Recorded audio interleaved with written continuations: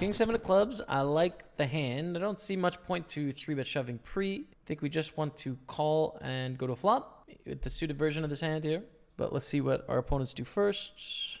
We definitely get to shove more, but I don't feel as if this is a good candidate. We don't have much fold equity, and we're going to get called by this sort of hands. Hoping to fold, you know? Like, we're hoping to fold like King Jack and King 10 and stuff. They're just going to call, so I think we call. Hit a club draw. Tough flop, obviously, here. Second pair, backdoor flush draw. Not a great kicker. It's impossible for us to have a great ace, right? We're going to squeeze ace king. We're going to squeeze ace king. We're going to squeeze ace jack, ace 10. So that's a big problem in that we're quite capped in this spot. Also, we're against world-class players is also an issue, right? Like they understand that. I think I'm going to fold to Oleshemian's bet here, and I would expect him to bet quite often, but it's a check. Our best hope to win this hand is to get to showdown. I think we check. When we think about the check, likelihood of something having a king, even though we have a king, is reasonable. I think we want to check. We induce some bluffs here, and we also don't go broke against king queen and king jack and king 10, which are very reasonable hands to have here. We have 413,000, and I will call unless Oleshemian calls, in which case I would fold.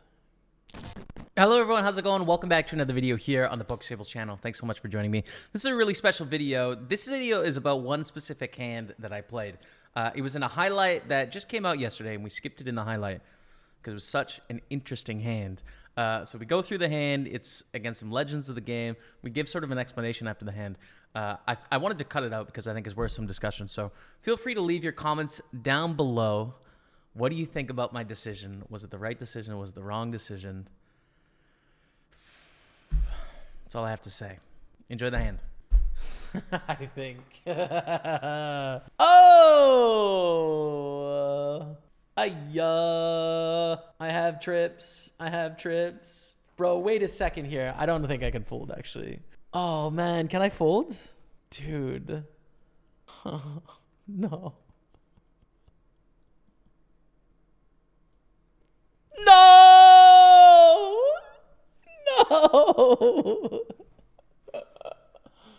Oh, dude. Oh, so tilting. What else? On the best. Puke. Oh my God. Oh no. It's the saddest part of the day, man. Please explain that fold there. Wow, I was talking about the whole time, man. What do you want from me, chat? What do you want? What were you thinking they had? What do you think? What did I think they had? A better king, bro. What do you think I thought? We'll go through the hands. So the reason I folded is essentially pre-flop ranges, right? So you get a raise in the cutoff, which is gonna, you know, have a lot of suited aces and kings and stuff like that. You get a call from Oleshemian here on the button. And you got to think Oleshemian is also calling with a 16 blind stack in the big blind. So a little bit slightly more likely to have some big hands there, hoping for the squeeze to get the big three-way pot, nonetheless. We call with a suited hand closing the action. Flop is ace king 9. As we were saying on the flop, this is really good board for the original raiser and the caller. Like Oleshemian doesn't have ace king or ace queen very often here, but can have ace queen or some ace queen, ace jack, ace 10, ace 9 for sure. Suited aces. Is going to have some king queen, some king jack, some king 10, right? Yes, some queen jack, stuff like that. Nines. And then the raiser is going to have all the suited aces here. They're going to have a lot of suited kings here. Yeah, they're going to have some broadways that miss. They're going to have some middling pairs that miss, right? But overall, like us in the big blind, we call every suited hand. We have a bunch of stuff that misses. So this is not our board, very much their board. At this point, we're thinking like we're going to lose this spot probably. And this is a sucky spot for us because you don't want to fold second pair, but like it's really tough to contend against these raise call ranges. They just hit this hard, right? So it goes check though, right? Turn is a 6. We're still in the same spot, right? They have some aces that they check, they slow play. They have some better kings here. There's no point in us betting. We're just going to bet into better hands. What's their most likely range in this spot, right? Check on the flop. Check on the turn. What's their most likely range? Well, people could have an ace, but likely we're going to see a bet from an ace at some point here most of the time, right? Like we could see like ace 5 suited or something, ace 7 suited, like a small junky suited ace that wants to check and pot control again in a three-way pot. But like pretty likely we're going to see a bet from most strong aces at this point is what I'm thinking, right? So ace queen, ace jack, ace 10, kind of unlikely. Most of the time they would bet. Oleshemian ends up having ace 10, but like I think at least some of the time he does bet on the turn here with an ace. And so like when it goes check again, what sort of hands are we going to see? We're going to see king queen, we're going to see king jack, we're going to see king 10. suited.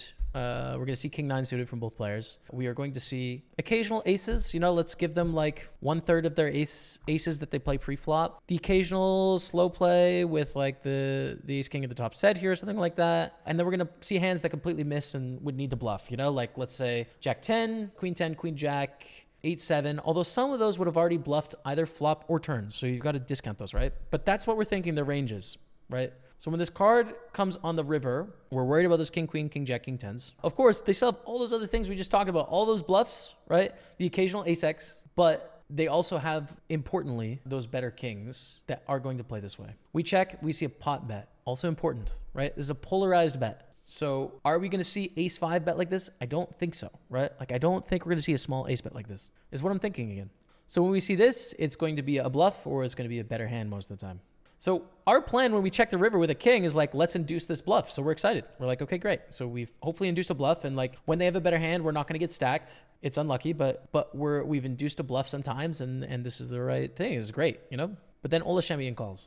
So now we need Ola Shemian to not have king, queen, king, jack, king 10, king 9 suited. And we also need Roman to not have any slow plays here with their king, queen, king, jack, king 10, king 9 suited. We need this to be a bluff and this to be one of their rare slow played aces to which now they're catching a bluff. We need both of those to be true for this to be a good call. And that is why we are tortured because there's 3 kings we could see. There's 1 in our hand, there's 2 on the board. It's hard to have a king, bro. It's hard. But I think it's a fold, man. I do, because it's just like, the stars have to be aligned. So we fold, man. And guess what happens, chat? Guess what happens? It's a bluff.